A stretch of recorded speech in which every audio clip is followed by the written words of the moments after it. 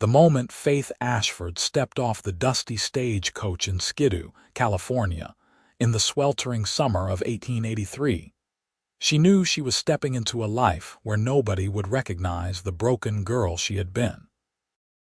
The desert town sat nestled in the Panamint Range, a mining settlement that had sprung up almost overnight when someone struck silver in these unforgiving mountains, and it seemed like exactly the kind of place where a woman could disappear into the landscape and rebuild herself from scratch. The driver helped her down, and she winced slightly as her feet hit the ground, the movement pulling at the still tender scars that crisscrossed her back and arms. She had wrapped herself in layers despite the oppressive heat, a long-sleeved dress buttoned to her throat, a shawl draped over her shoulders. The fabric stuck to her skin, but it was better than the alternative, better than anyone seeing what lay beneath. "That will be all, madam," the driver said, tipping his hat. He set her trunk down beside her with a heavy thud that sent up a small cloud of dust. Faith nodded her thanks and looked around the main street of Skidoo. The town was rough and raw, buildings thrown together with whatever materials could be hauled up the mountain. Saloons outnumbered respectable establishments 3-1, and the sound of men shouting and laughing drifted from nearly every doorway. She pulled her shawl tighter and picked up her smaller bag, leaving the trunk for now. The boarding house she had arranged to stay in sat at the far end of the street, a 2-story structure that looked slightly more permanent than its neighbors.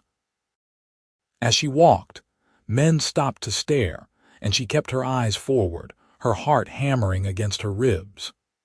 It had been 6 months since she fled Kansas, 6 months since the fire, 6 months since her stepfather had finally gone too far and she had run through the flames to escape him. The boarding house proprietor, a weathered woman named Mrs. Chen who had come to California during the gold rush years and stayed, showed Faith to a small room on the 2nd floor. It was sparse but clean, with a narrow bed, a washstand, and a window that looked out over the desert hills. "Meals are at 7 in the morning and 6 in the evening," Mrs. Chen said. Her accent carried the musical lilt of Cantonese beneath her English words. "No men in the rooms. No noise after 9. You pay weekly in advance." Faith had already paid for 2 weeks through her correspondence. "I understand, thank you." Mrs. Chen studied her for a moment, her dark eyes sharp but not unkind. "You running from something or running to something?" "Does it matter?" Faith asked softly. "I suppose not. This is Skidoo. Half the people here are running one way or another." She turned to leave, then paused. "There is work at the general store if you need it. Mr. Patterson has been looking for help since his daughter got married and moved to Los Angeles." After Mrs. Chen left, Faith sat on the edge of the bed and allowed herself a moment to simply breathe. She had made it. She was far from Kansas, far from the farm where her mother had died and left her at the mercy of a man who saw her as property to use and punish as he pleased. The scars on her body told the story of years of abuse, but they would be her secret. Here, she could be anyone. Here, she could start fresh.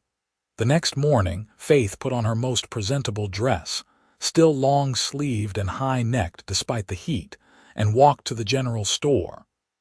Mr. Patterson turned out to be a jovial man in his 60s with a beard that had gone completely white. He looked her over with a grandfather's kindness and nodded. "Mrs. Chen sent you, did she? You have experience with storekeeping?" "Yes, sir. My mother ran a dry goods shop before she passed." It was close enough to the truth. Her mother had worked in one anyway. "Can you read and write?" "Do figures?" "Yes, sir." "Then the job is yours if you want it. 6 days a week, Sundays off. I pay fair wages."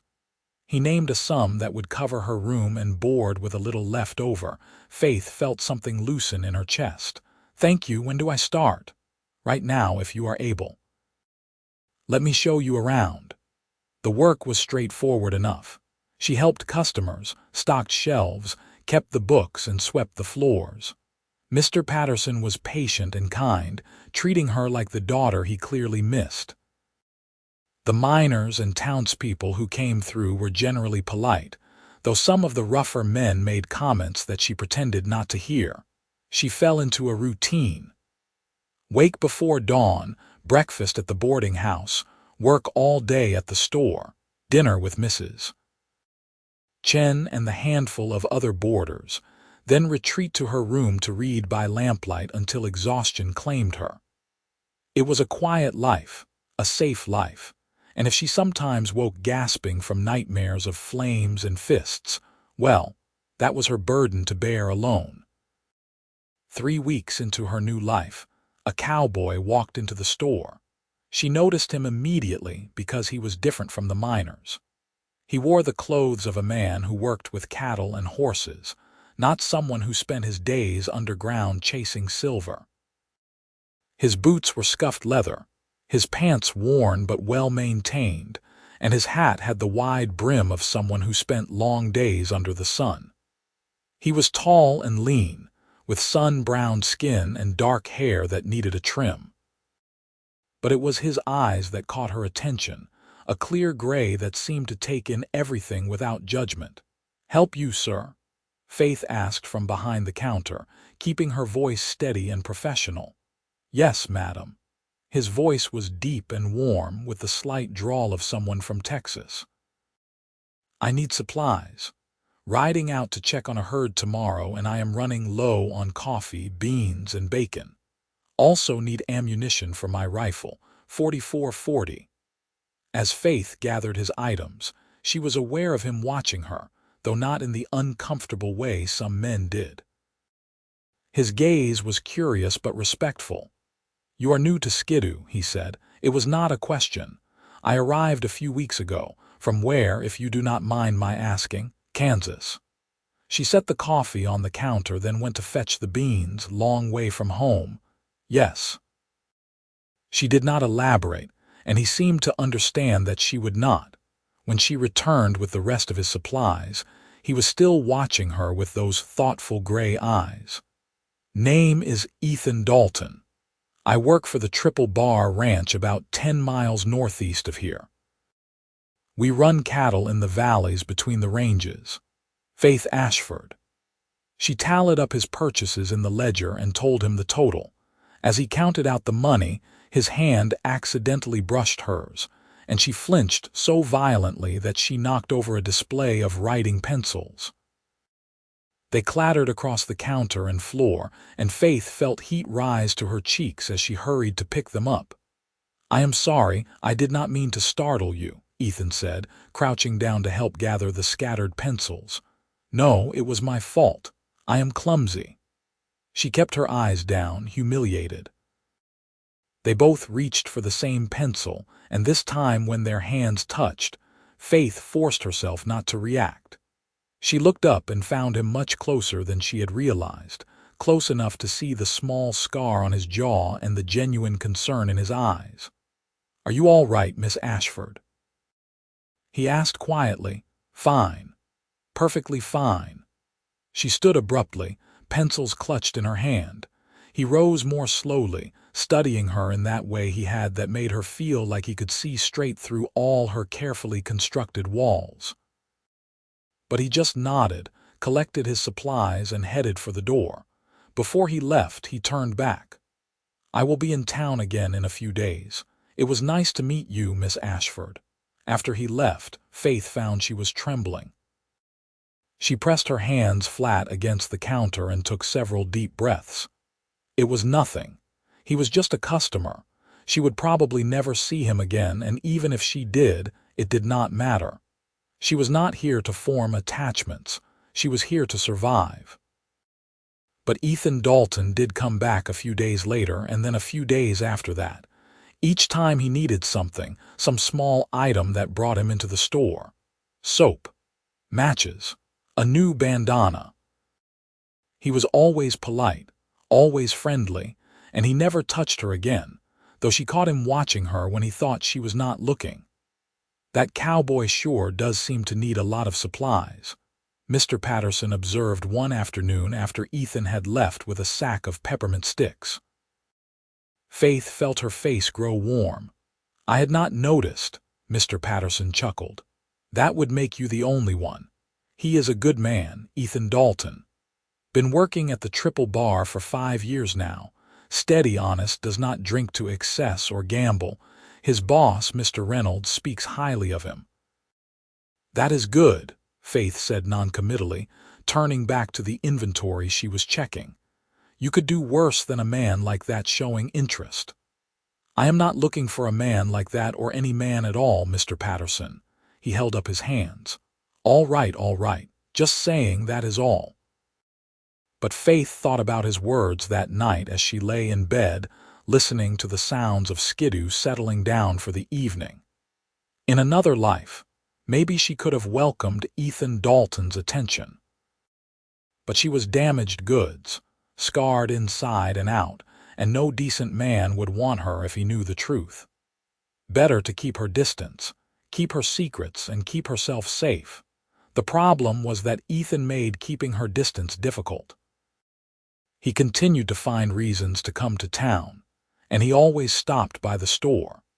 He started timing his visits to the slow hours when Faith was less likely to be busy with other customers, and he would lean against the counter and talk to her about everything and nothing. He told her about the ranch, about the cattle and horses, about the beauty of sunrise over the desert, and the way the stars looked so close you felt you could reach up and touch them. He asked her questions too, gentle inquiries about her life that she mostly deflected, but he never pushed when she changed the subject. Why do you always wear long sleeves? He asked one day in late July when the heat was so intense that even the miners were complaining. Not that it is my business, but you must be roasting. Faith's hand instinctively went to her collar. I prefer it. You prefer heat exhaustion. I prefer privacy. He studied her for a long moment, and she saw the exact instant he understood. His expression softened. All right. I apologize for prying. That night, Faith lay awake wondering how much he had guessed. The thought terrified her, but it also stirred something else, something she had not felt in so long she barely recognized it. Hope, perhaps, or the beginning of trust. In early August, a group of rough-looking men rode into Skidoo. They were not miners or ranchers, but drifters, the kind of men who made their living on the edges of the law. They came into the store, and Faith felt every nerve in her body tense as they spread out, touching things, making comments to each other that were just loud enough for her to hear. Pretty little thing, is she not? Bet she is lonely out here in the middle of nowhere. Maybe she needs some company. Faith kept her expression neutral and her voice steady. Can I help you gentlemen with something? The leader, a man with a graying beard and cold eyes, grinned at her. Oh, I think you can help us with several things, sweetheart. The door opened and Ethan walked in. Faith had never been so grateful to see anyone in her life. He took in the situation with one quick glance, his expression hardening. Miss Ashford, he said, walking directly to the counter and positioning himself between her and the drifters. Mr. Patterson asked me to help you move those supply crates in the back. There are no crates to move, Faith said, confused. Yes, there are. His voice was firm, his eyes holding hers with an intensity that made her understand. Play along. Oh, yes, of course, I forgot. The leader of the drifters straightened, sizing up Ethan. We were here first, friend. Then make your purchases and leave, Ethan said. His hand rested casually on his belt, inches from the revolver at his hip. The tension in the room was thick enough to cut. Faith held her breath, terrified that violence was about to erupt. But after a long moment, the leader spat on the floor and jerked his head toward the door. Come on, boys. Nothing here worth the trouble. After they left, Faith realized she was shaking so hard her teeth were chattering. Ethan gently took her arm and guided her to the stool behind the counter. "Sit down before you fall down," he said. "I am fine." "You are not fine. You are pale as a ghost." He looked around and found a cup, filled it with water from the pitcher Mr. Patterson kept in the back, and brought it to her. "Drink this." She did, her hands trembling so badly that water sloshed over the rim. When she finished, she set the cup down and looked up at him. "Thank you." "No thanks needed." He crouched down so he was at eye level with her. "Did they hurt you, touch you?" "No, you arrived before anything could happen." "Good." He reached out as if to take her hand, then seemed to think better of it and dropped his arm. "Those men are bad news." "I have heard about them. They have been causing trouble in the mining camps, stealing, threatening people. I am going to talk to the sheriff about running them out of town." "Will that work?" "Maybe. Maybe not. But I will make sure they know to stay away from you." Over the following weeks, Faith began to understand that Ethan Dalton had appointed himself her unofficial protector. He was in town more often, always happening by when she closed the store for the evening, walking her back to the boarding house. At first, she protested. "I do not need an escort. It is not even a 5-minute walk. I know, but I need the exercise, and it happens to be on my way." "On your way to where?" "Wherever I am going next." Despite herself, Faith found she was smiling. "That makes no sense." "Does not have to make sense." He offered his arm, and after a moment's hesitation, she took it. They walked slowly through the dusty streets, and Ethan told her about his day. He had a way of making even mundane ranch work sound interesting, describing the personality of a particularly stubborn bull or the antics of a new foal. He made her laugh, something she had not done much of in the past year. "Why are you doing this?" she asked one evening as they stood outside the boarding house. "Doing what?" "Being kind to me, walking me home, spending time with me." He looked at her like the answer should be obvious. "Because I like you, Faith. Is that so hard to believe?" "Yes," she wanted to say.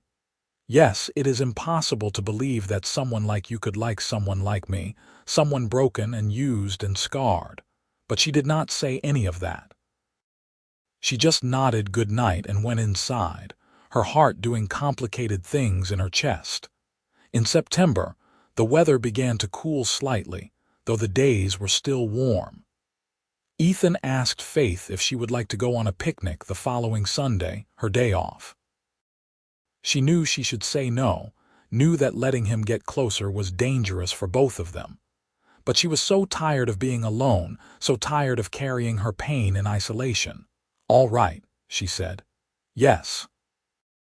His face lit up with a smile that transformed him from merely handsome to something that made her heart skip. "Truly, truly." He picked her up just after dawn in a wagon borrowed from the ranch. They rode out into the desert, following a trail that wound between rocky hills dotted with Joshua trees. The morning air was crisp and clean, and Faith found herself relaxing, letting the beauty of the landscape seep into her bones. Ethan took her to a place where a spring bubbled up from the rocks, creating a small oasis of green in the brown landscape. There were cottonwood trees for shade, and the musical sound of water trickling over stones. It was the most peaceful place Faith had been since arriving in California. They spread a blanket near the water, and Ethan unpacked the basket he had brought. There was fried chicken, biscuits, cheese, apples, and a jar of lemonade. "Did you make all this?" Faith asked, impressed. "The chicken and biscuits, yes.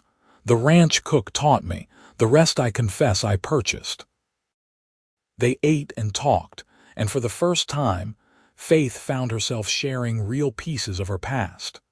Not the worst parts, not yet, but small truths.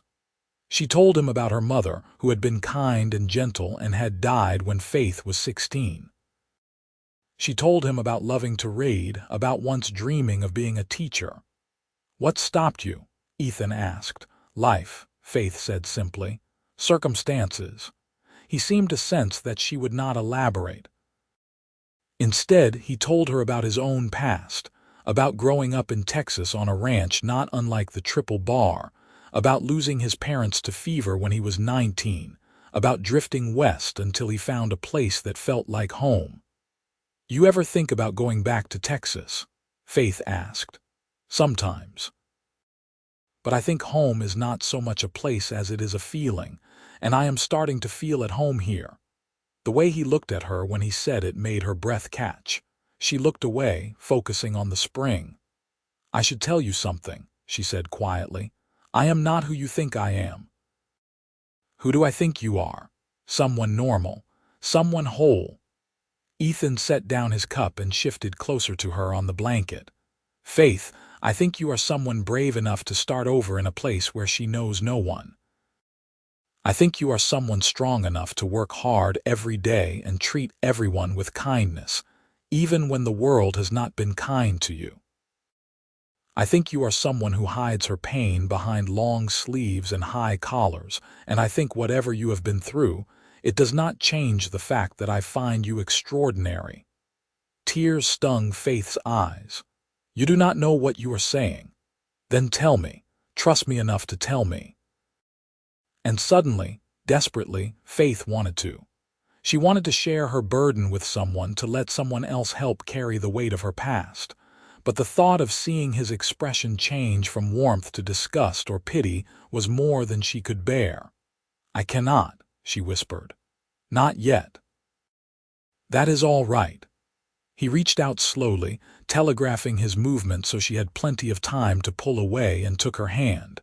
His palm was calloused from ranch work, warm and solid. "I can wait, however long it takes." They sat there by the spring, hands intertwined, and Faith felt something shift inside her. The walls she had built so carefully around her heart began to crack. The days grew shorter as autumn arrived, bringing cooler temperatures and occasional winds that swept down from the mountains. Faith's feelings for Ethan had grown into something she could no longer deny or dismiss. She thought about him constantly, looked forward to his visits, missed him when too many days passed without seeing him. Mrs. Chen noticed. "That cowboy, he is serious about you. I know." "You are serious about him too." Faith looked up from the mending she was doing. "Is it that obvious to anyone with eyes?" Mrs. Chen sat down across from her. "What holds you back?" "Fear." "Fear of what?" "He is a good man." "Fear that when he knows the truth about me, he will not want me any more." Mrs. Chen was quiet for a moment. "In my experience, a man who only wants you when you are perfect is not worth having. A man who wants you anyway, scars and all, that is a man worth keeping." "What if the scars are too much?" "Then he is not the right man. But you will never know unless you give him the chance to prove himself." Later that week, Ethan asked Faith if she would like to attend the harvest dance that the townspeople were organizing. It would be held in the meeting hall, with music and food and a chance for the community to come together before winter set in. "I have not danced in years," Faith said. "Neither have I. We can be terrible at it together," she laughed. "All right. Yes, I will go with you." The night of the dance, Faith borrowed a dress from Mrs. Chen, one with a slightly lower neckline than she usually wore but still modest. She left her shawl behind, just this once, though she made sure her scars were still covered by the fabric. When Ethan arrived to collect her, his eyes widened. "Faith, you look beautiful." She blushed and ducked her head. "Thank you. You look quite handsome yourself." He did, in his clean shirt and pressed pants, his hair neatly combed and his boots polished to a shine. The meeting hall was crowded and noisy, filled with miners and their families, ranchers, shopkeepers, and everyone else who called Skidoo home. Someone had brought a fiddle, someone else a guitar, and the music was lively and cheerful. Ethan kept his promise and danced with Faith, and though neither of them was particularly skilled, it did not matter. She found herself laughing more than she had in years, spinning and stepping and occasionally treading on his toes. "I warned you I was terrible at this," she said breathlessly after a particularly energetic reel. "I think you are wonderful at everything," Ethan said, and the sincerity in his voice made her heart ache. They stepped outside for air, standing in the cool darkness and looking up at the stars. The music drifted through the open windows, softer now, a slow waltz. "Faith," Ethan said, turning to face her, "there is something I need to tell you." "What is it?" "I am in love with you. I have been for weeks now, maybe longer. And I know you have secrets, and I know you are afraid, but I need you to know that nothing you tell me will change how I feel. Nothing could make me think less of you or care for you less." Faith's breath caught in her throat. "Ethan, you do not have to say it back. I just needed you to know." "I need to show you something," Faith said suddenly, the words tumbling out before she could stop them. "If you are serious about me, about us, then you need to see." "Faith, you do not have to." "Yes, I do." She was shaking, but she had made up her mind. "Not here, somewhere private." They walked back to the boarding house in silence. Mrs. Chen had gone to the dance and would not be back for hours. Faith led Ethan to the small parlor and lit a lamp with trembling hands. "Faith, whatever it is, please," she said. "Just let me do this before I lose my courage." She turned her back to him and began unbuttoning her dress. She heard his sharp intake of breath. "Faith, you do not. I need you to see." Her voice shook, but she continued, unfastening enough buttons that she could slide the dress and her chemise down off her shoulders. The lamplight flickered over the scars that covered her back. They were thick and raised, crisscrossing her skin in jagged lines, some old and pale, some newer and still slightly pink. Burns marked her shoulders and arms, the puckered skin shiny in the light. It was the road map of years of abuse, and Faith stood there exposed, hardly breathing, waiting for Ethan's reaction. She heard him move closer, and then she felt his fingertips, gentle as a whisper, trace one of the scars on her shoulder blade. She flinched but did not pull away. "Who did this to you?" His voice was rough with emotion. "My stepfather. After my mother died, I had nowhere else to go. He used a belt, a switch, sometimes whatever was close at hand. The burns are from when I finally ran. He was drunk, knocked over a lantern. The house caught fire and I ran through the flames to get out. I have been running ever since." Ethan was quiet for a long moment, his fingers still tracing the evidence of her pain. Then he leaned forward and pressed his lips to one of the scars, a kiss so gentle it brought tears to her eyes. "These scars," he whispered against her skin, "they make you beautiful, not broken, darling. Every single one is proof that you survived, that you fought, that you were strong enough to save yourself when no one else would." A sob broke from Faith's throat, and then another, and suddenly she was crying in a way she had not allowed herself to cry since leaving Kansas. Ethan carefully pulled her dress back up over her shoulders, turned her to face him, and gathered her into his arms. She buried her face against his chest and wept, and he held her through it all, one hand stroking her hair, murmuring soft words of comfort. "I have got you," he said. "You are safe. I have got you." When the storm of tears finally passed, Faith pulled back and looked up at him. His eyes were wet too, and the tenderness in his expression nearly broke her heart all over again. "I thought you would be disgusted," she said hoarsely. "Never. How could I be disgusted by proof of your strength?" He cupped her face in his hands, his thumbs wiping away her tears. "Faith Ashford, you are the bravest person I have ever met, and if you will have me, I would like to spend the rest of my life making sure no one ever hurts you again." "Are you asking what I think you are asking?" "I am asking you to marry me, to be my wife. To let me love you and protect you and stand beside you for whatever comes next." Faith could hardly believe what she was hearing. "You do not have to do that. You do not owe me anything." "This is not about owing. This is about wanting. I want you, Faith. All of you, scars and secrets and everything that makes you who you are. Yes, she whispered. Yes, I will marry you. Ethan pulled her close and kissed her, a soft, reverent kiss that held the promise of forever. When they finally broke apart, Faith was smiling through her tears. I love you too, she said. I should have said it before. I love you, Ethan. They were married 2 weeks later in a simple ceremony at the small church in Skidoo. Mr. Patterson walked Faith down the aisle, tears running down into his white beard. Mrs. Chen sat in the front row, beaming. Several of the ranch hands from the Triple Bar attended. Along with townspeople Faith had come to know through her work at the store. Faith wore a simple white dress that Mrs. Chen had helped her make, with long sleeves that covered her scars. But as she stood beside Ethan and spoke her vows, she knew that she no longer had to hide. With this man, she could be fully herself, damaged past and all. Mr. Reynolds, the owner of the Triple Bar Ranch, had offered them a small house on the ranch property, one that had sat empty since the previous foreman moved on. It was not much, just 4 rooms and a porch, but to Faith it looked like a palace.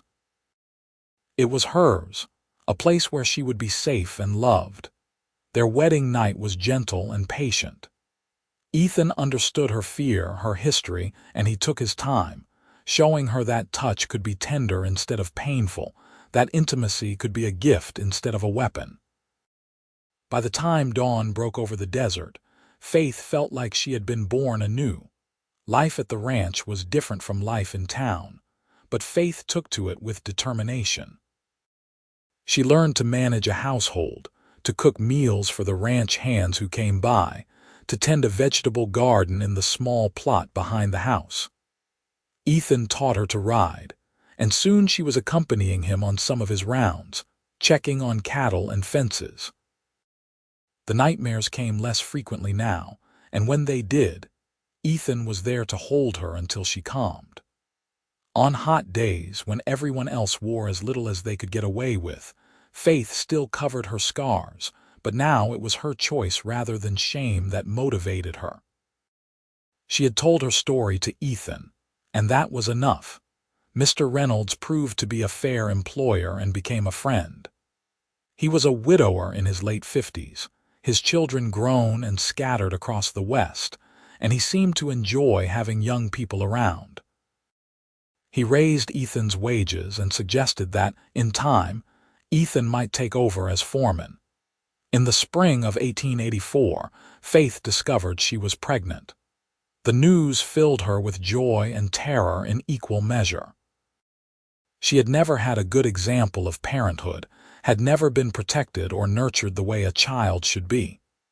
What if she did not know how to be a mother? Ethan held her close when she confessed her fears. You will be a wonderful mother because you know exactly what not to do. And you will not be doing this alone. We are partners in everything, remember. Their son was born in December, a healthy boy with his father's gray eyes and a surprisingly loud cry for such a small person. They named him Thomas, after Ethan's father, and he became the center of their world. Faith had never known love like the love she felt for her child. It was fierce and protective and all-consuming. She held him and marveled that something so perfect had come from her, from a body marked by violence and pain. It felt like redemption. Ethan was a devoted father, rising in the night to walk with Thomas when he fussed, making silly faces to earn giggles, carrying him around the ranch on his shoulders once he was big enough. Watching them together healed something in Faith that she had not realized was still wounded.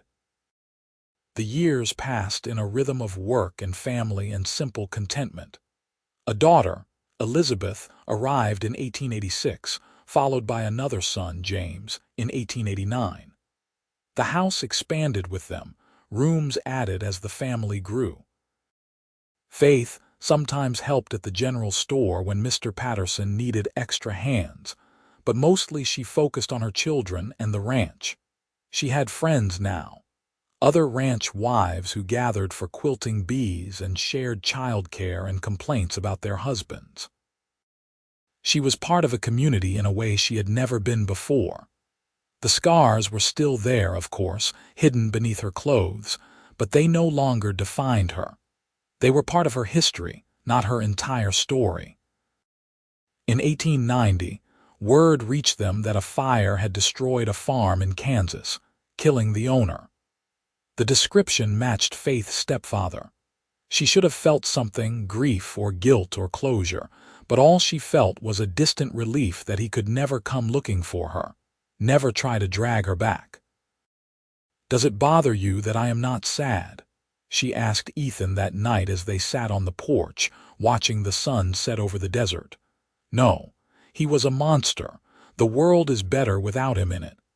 That seems like a terrible thing to think. Some things are terrible and true at the same time. He took her hand. "You do not owe him your grief, Faith. You do not owe him anything." By 1895, Thomas was 10, Elizabeth 9, and James 6. They were wild ranch children, brown from the sun, confident on horseback, equally comfortable with cattle and mining talk. Faith marveled at their innocence, their assumption that the world was a safe and loving place. She had given them that, she and Ethan together, a childhood nothing like her own. Mr. Reynolds passed away peacefully in his sleep in early 1896, and to everyone's surprise, his will left the ranch to Ethan.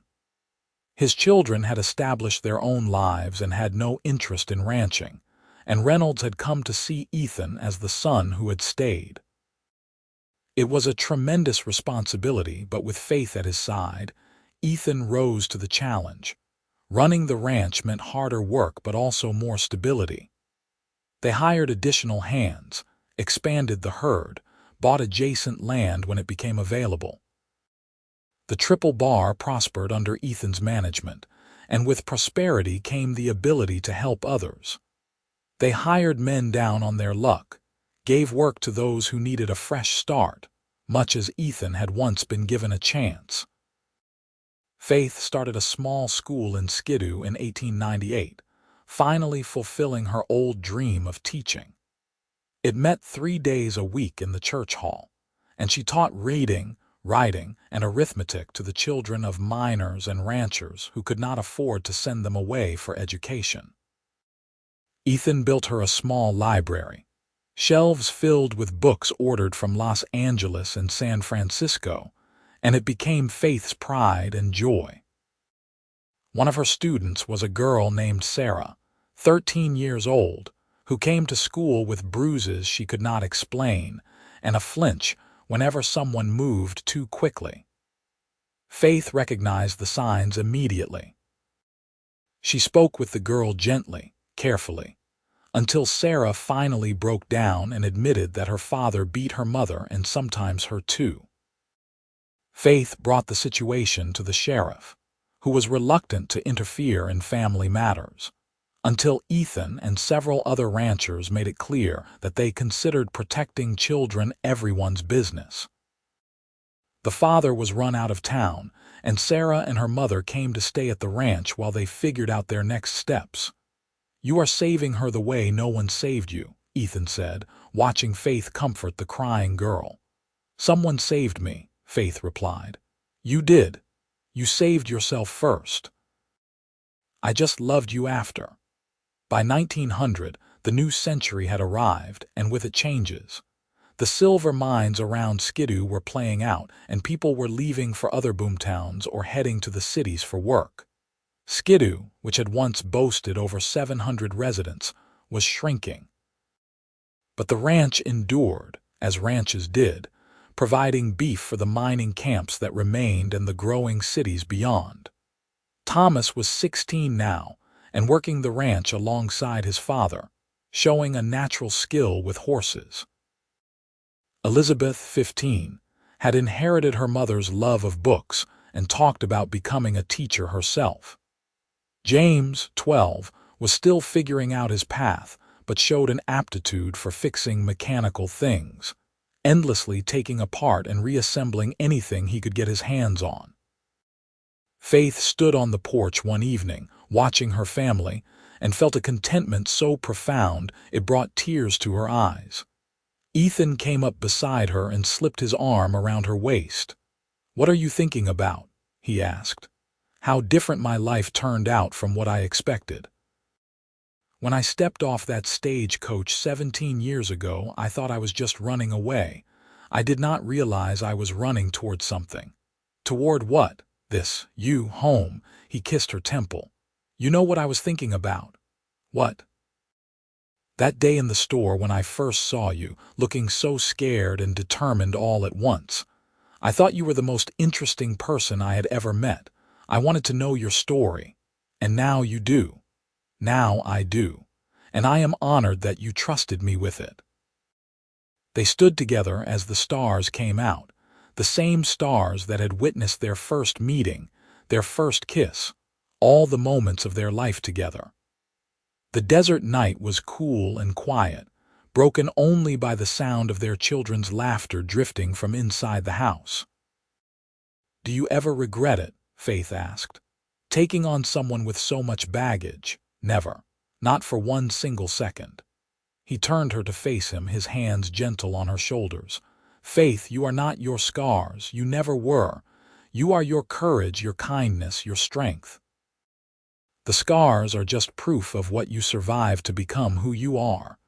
You told me that the first night I showed them to you, and I have meant it every day since." In 1902, Thomas married a girl from one of the neighboring ranches, a sensible young woman named Catherine who loved horses as much as he did. They built a small house on the ranch property and started their own family. In 1904, Elizabeth went to Los Angeles to attend a teaching college, fulfilling her dream with her parents' blessing and financial support. James discovered a talent for the emerging automobile industry and apprenticed with a mechanic in San Bernardino, though he came home for holidays and long visits. The house that had once been too small for Faith and Ethan alone now felt too large, but they filled it with grandchildren, visiting friends, ranch hands who became like family. Faith's school had produced 24 students who had gone on to higher education, several who had become teachers themselves, spreading literacy and knowledge through the desert communities. In 1908, on their 25th wedding anniversary, Ethan surprised Faith with a trip to Los Angeles. It was her first time in a real city, and the noise and bustle initially overwhelmed her. But Ethan had planned carefully, taking her to museums and libraries, to the ocean where she saw the Pacific for the first time, to fine restaurants where they ate food she could not have imagined back in Skidoo. On their last evening, they walked along the beach as the sun set, and Faith realized she was not wearing long sleeves. Somewhere over the years, she had stopped hiding. Oh, she still dressed modestly, but on hot days she wore lighter fabrics with shorter sleeves, and she no longer lived in constant fear of someone seeing her scars. "When did I stop being afraid?" she asked Ethan as they walked hand in hand along the sand. "I am not sure. Gradually, I think. As you realized that the people who mattered did not care about the scars, and the people who cared about the scars did not matter." "That is surprisingly philosophical of you, Cowboy." He grinned at her. "I have my moments." They returned to the ranch refreshed and ready to continue their lives. The work never stopped, but they had learned to find joy in it, to appreciate the simple rhythms of ranch life. Up at dawn to feed animals and fix fences, afternoons of paperwork and planning, evenings spent with family. In 1910, Sarah, the girl Faith had helped save all those years ago, returned to Skidoo as a young woman of 25.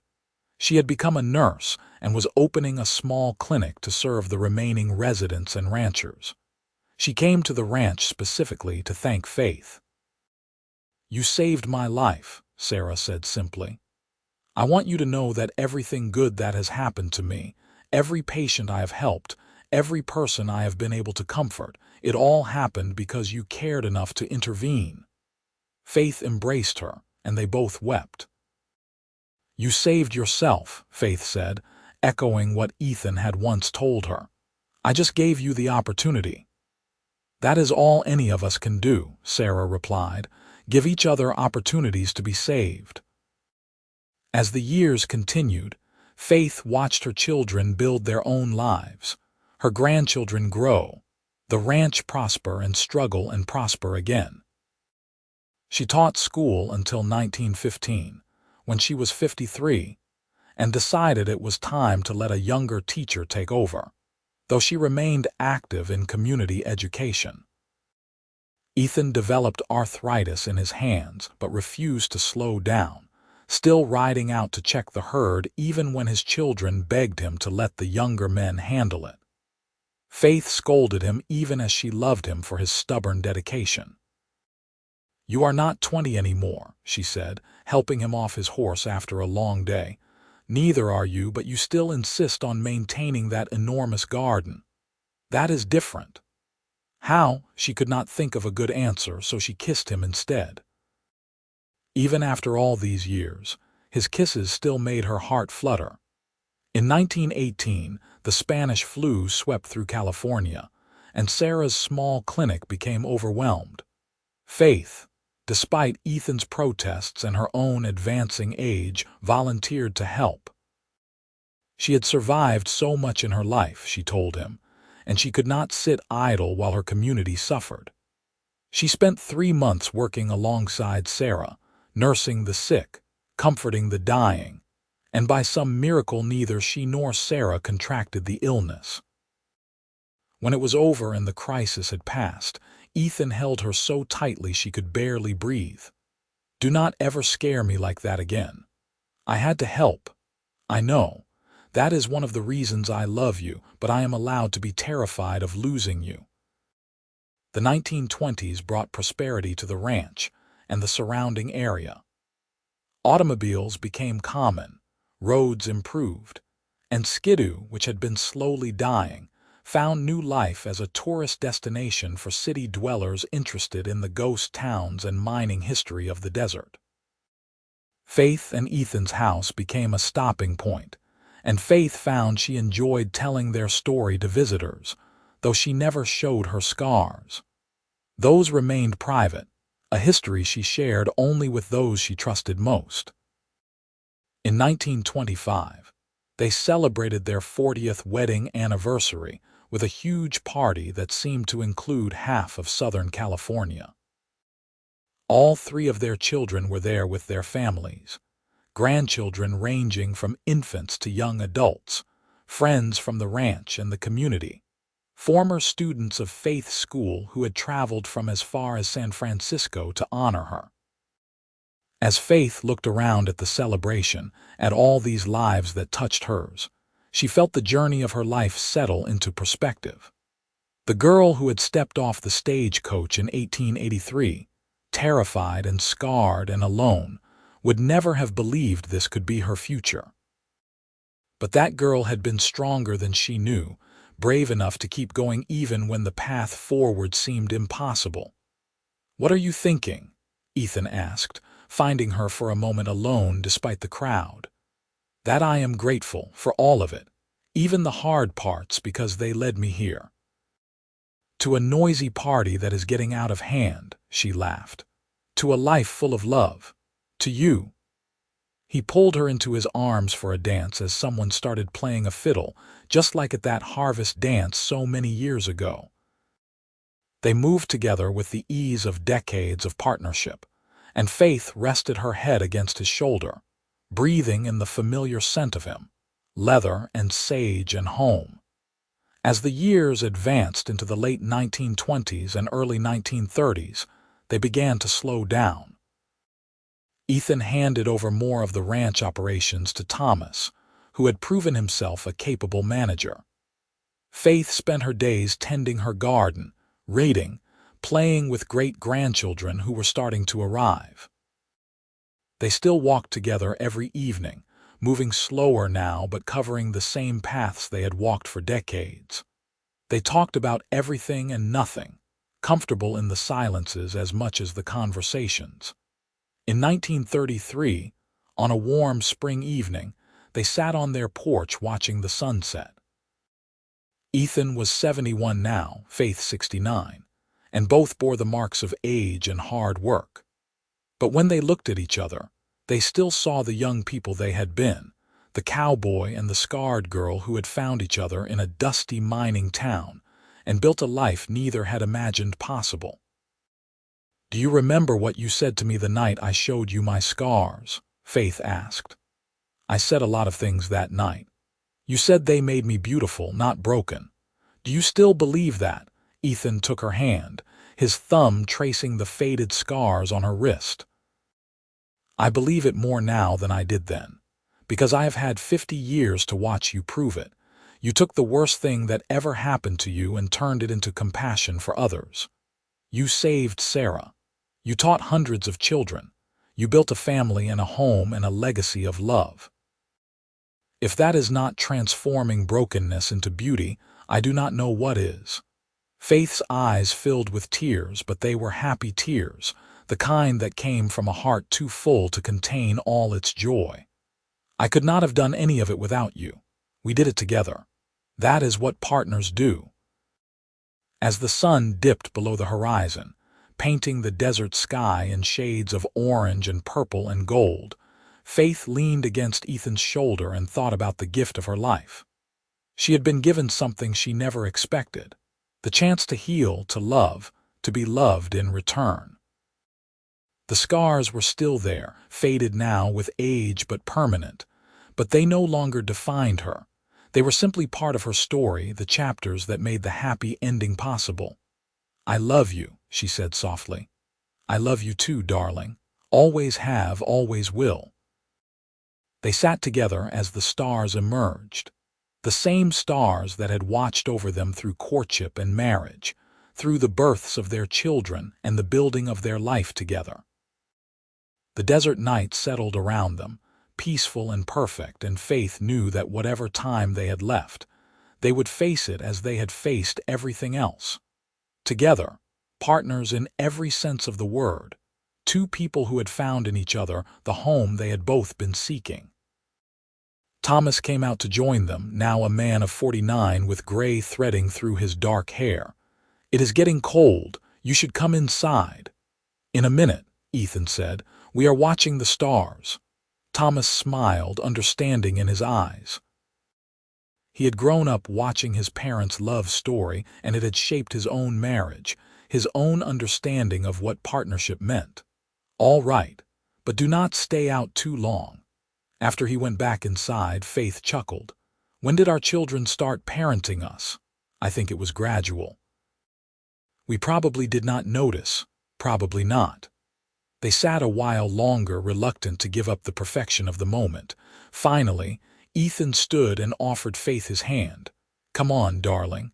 Let's go in. I believe our daughter-in-law made that apple pie you love." Faith took his hand and let him help her up. Her joints protested the movement, but the warmth of his hand in hers made everything bearable. They walked inside together, into the house filled with family and laughter and love, into the life they had built from pain and hope and determination. And if Faith glanced back at the desert one more time before going in, at the vast landscape that had witnessed her transformation from broken girl to beloved woman, well, she was allowed a moment of gratitude. This place, these people, this man beside her, they had given her everything.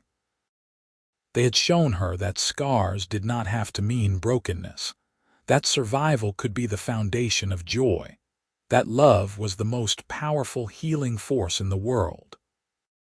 The door closed behind them, shutting out the night, and Faith stepped fully into the warmth of her home, her heart full, her soul at peace, her life complete.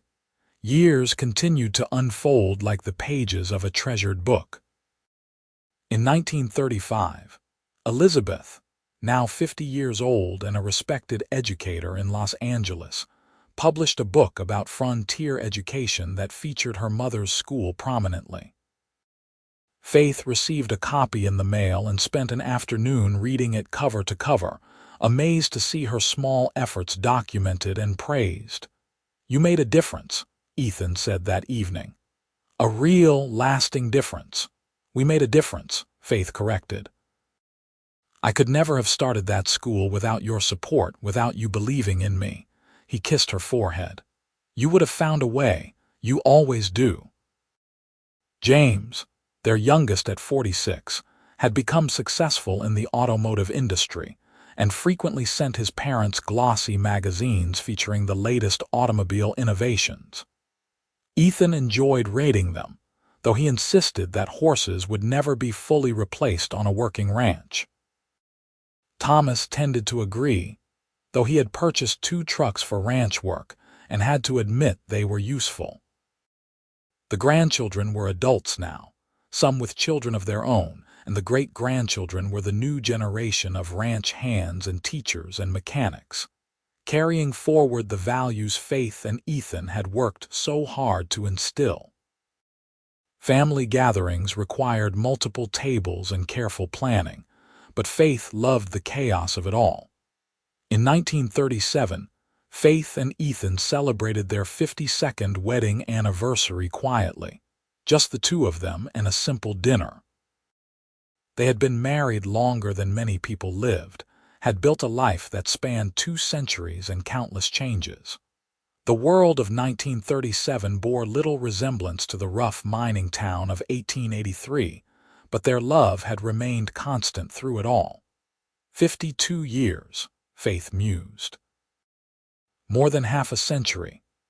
"Best years of my life," Ethan said. His hands shook slightly now, the arthritis making even simple tasks difficult, but his eyes were clear and full of love when he looked at her. "Mine too.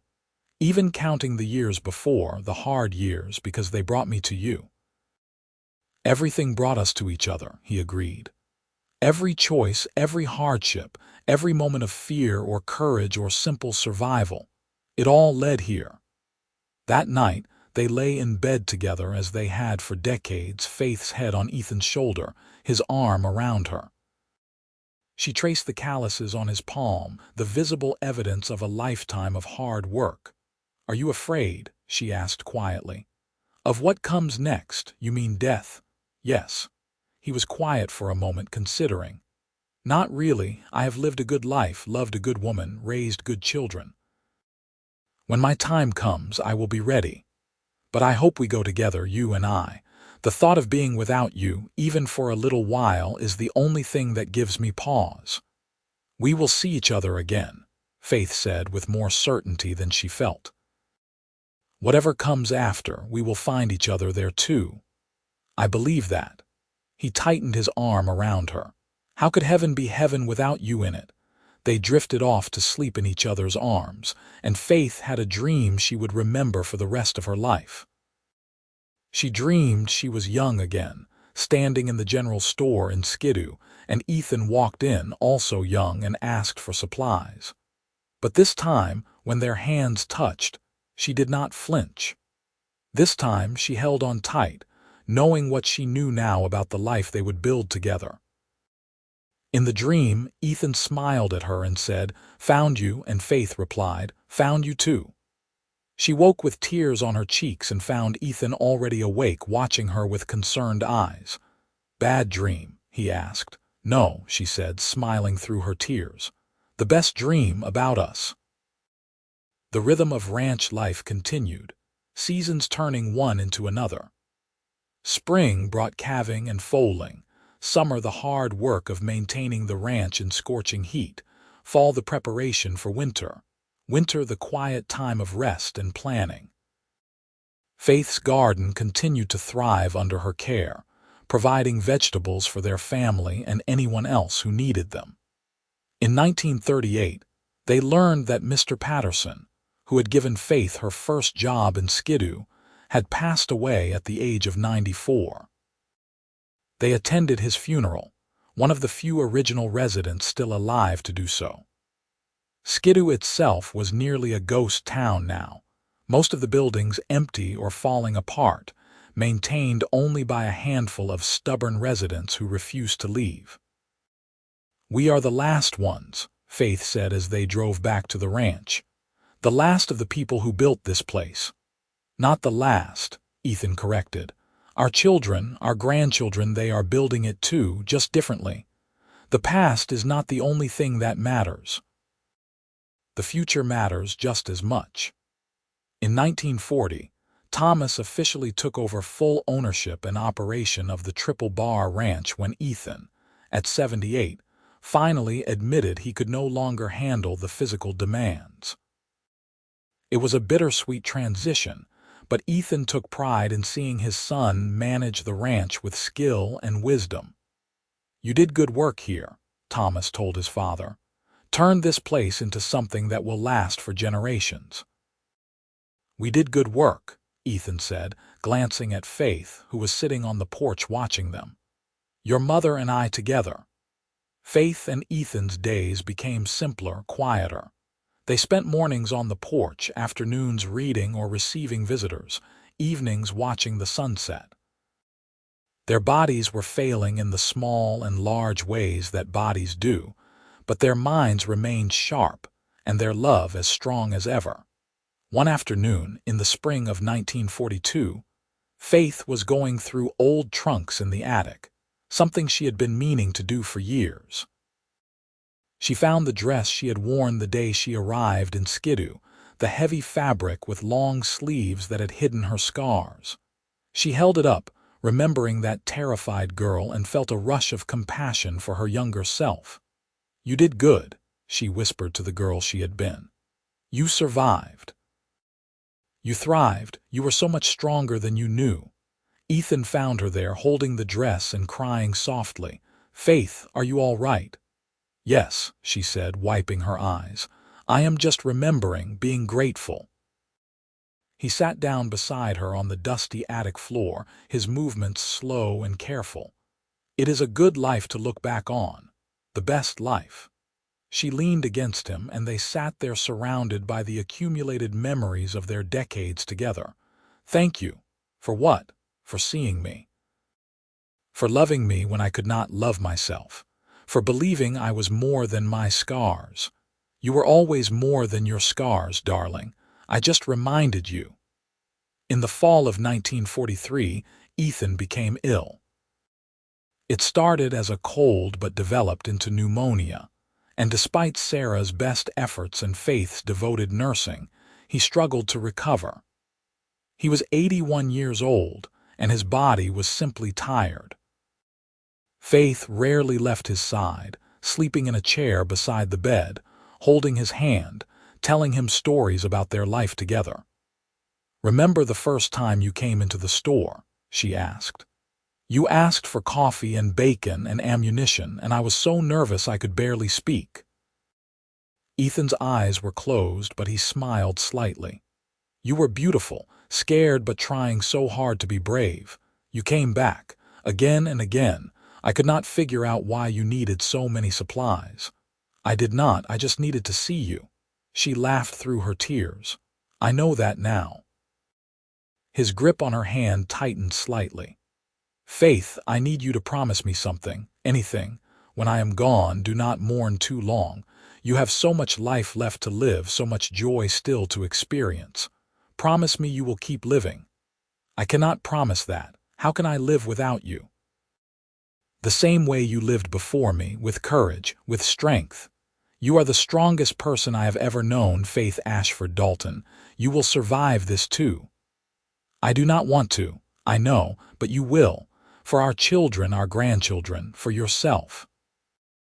He opened his eyes and looked at her with all the love of their 55 years together. "I will be waiting for you. However long it takes, I will be waiting. And when you find me again, I will say the same thing I said in your dream. Found you." "How did you know about my dream?" "Because I had the same one." Faith climbed carefully into the bed beside him, and he gathered her close despite his weakness. They lay there together as they had for decades, and Faith listened to his heartbeat, trying to memorize the rhythm, to carry it with her into whatever came next. Ethan Dalton died peacefully 3 days later, with Faith holding his hand and his children gathered around him. His last words were, "Love you, darling," and then he was gone. The funeral was attended by what seemed like half of Southern California. Cowboys from ranches throughout the region, former students of Faith's school, townspeople from Skidoo and the surrounding communities, children and grandchildren and great-grandchildren.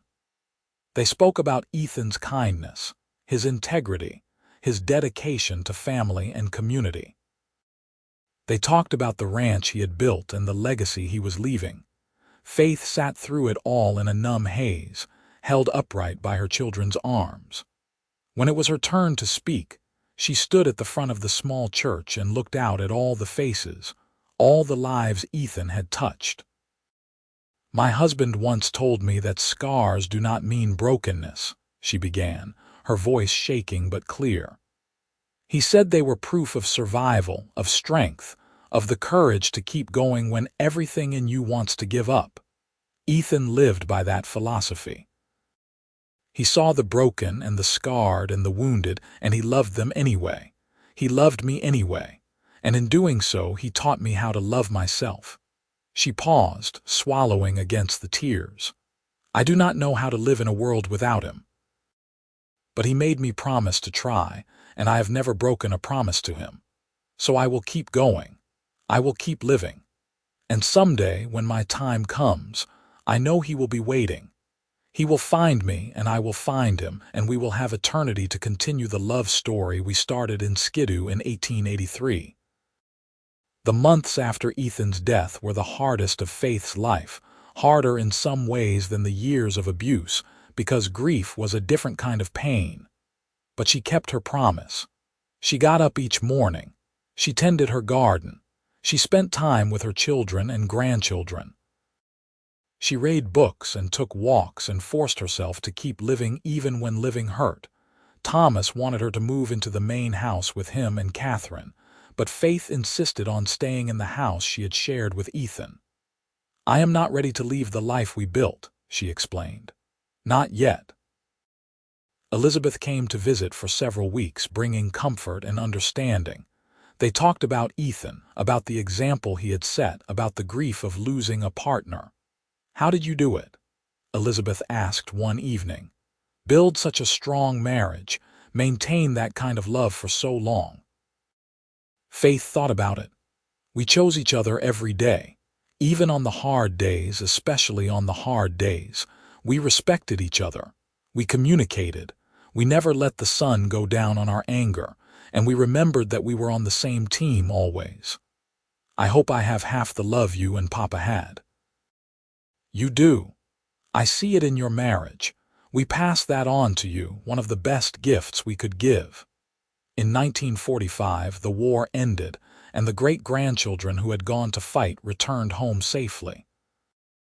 The family gathered for a celebration, and Faith looked around at the dozens of people there, all descended from her and Ethan, all carrying forward the values and love they had worked so hard to establish. "He would be proud," Thomas said, standing beside her. "He would be," Faith agreed. "We built something good. You built something extraordinary." Faith lived another 4 years, growing frailer but maintaining her sharp mind and generous spirit. She finally agreed to move in with Thomas when it became clear she could no longer manage on her own, but she brought many of her treasures with her. Books, photographs, the dress she had worn the day she met Ethan. She spent her final years surrounded by family, telling stories about the old days, about Skidoo in its heyday, about the ranch in its early years, about the man who had loved her scars and all. The great-grandchildren sat at her feet and listened with wide eyes to tales of a world they could barely imagine. On a warm evening in June 1949, Faith Ashford Dalton died peacefully in her sleep at the age of 87. She had lived to see the first half of the 20th century, had witnessed changes that would have seemed like magic to the girl who stepped off the stagecoach in 1883. But more than that, she had lived to see the fulfillment of every dream she had barely dared to dream. Safety, love, family, purpose, and a legacy that would endure. Her funeral was as well attended as Ethan's had been. Her children, grandchildren, and great-grandchildren filled the church, along with former students, now elderly themselves, who came to honor the teacher who had changed their lives. Sarah, the girl Faith had saved, now a white-haired woman of 64, spoke about how Faith's courage had given her the courage to save herself. They buried Faith beside Ethan in the small cemetery overlooking the desert they had both loved. The headstone was simple: Faith Ashford Dalton, 1862–1949. Beloved wife, mother, grandmother, teacher. She turned scars into strength and brokenness into beauty. The Triple Bar Ranch continued to thrive under Thomas's management and later under his children's. The small house where Faith and Ethan had lived was preserved as a family shrine, maintained by each generation as a reminder of where they had come from. Years later, one of Faith's great-great-granddaughters, a girl of 16 doing a school project on family history, found the old dress in the attic, the one with long sleeves that buttoned to the throat. She brought it to her grandmother, who was Faith's granddaughter Elizabeth. "Why would great-great-grandma wear something like this in the desert?" the girl asked. "It must have been so hot." Elizabeth, now elderly herself but still sharp-minded like her grandmother, sat down and told the story. She explained about the scars, about the abuse, about the courage it took for Faith to leave everything and start over. She told about Ethan, about the words he had spoken that transformed Faith's understanding of herself, about the love that had healed wounds deeper than the ones on her body. The girl listened with tears in her eyes. "She must have been amazing."